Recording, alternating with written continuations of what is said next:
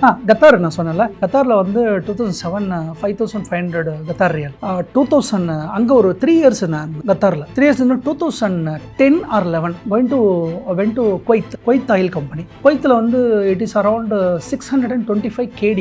It's close 1,70,000 or something. So அதில் நான் வந்து ஒரு 4 years இருந்தேன். அதுக்கப்புறம் 2016 went to ஈராக்கில் இருந்தேன். That is around 4,500 USD per month. அங்கே ஒரு 3 years இருந்தேன். அங்கே என்னவா இருந்தது? HSC, I mean safety.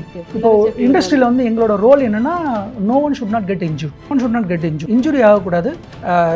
இல்னஸ்ன்னு சொல்லி no employee should not come. அதுதான் எங்களோட வேலை. ஸோ ப்ரொடெக்ட் பண்ணும் ஒர்க்கர்ஸை.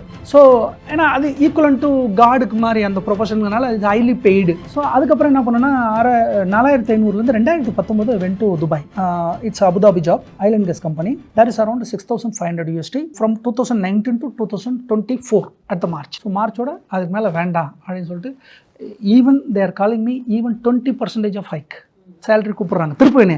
But I don't want. ஏன்னா ஒன்ஸ் நீங்கள் ஒரு தடவை போய்ட்டு ஒரு ப்ராஜெக்ட்டில் நீங்கள் கால் வச்சிட்டிங்கன்னா இந்த ப்ராஜெக்ட் வில் பி 3 year. திருப்பி 3 year my daughters will miss.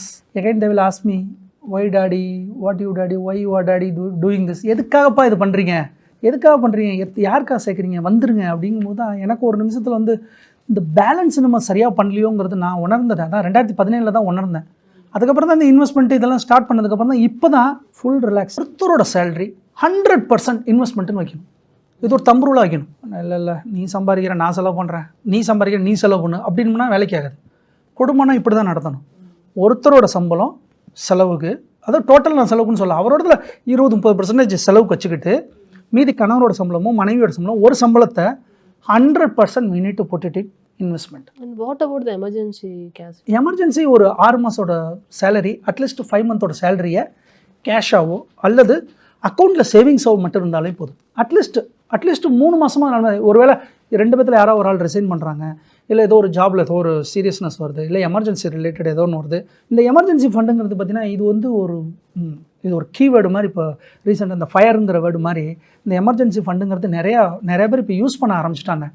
என்னை பொறுத்தவரைக்கும் எமர்ஜென்சி ஃபண்ட்னா எங்கள் அம்மாச்சிலாம் எப்படி வச்சுருப்பாங்கன்னா சுருக்கு பையன்பாங்க, சுருக்கு பையில் வச்சுருப்பாங்க. அதான் எமர்ஜென்சி ஃபண்டு.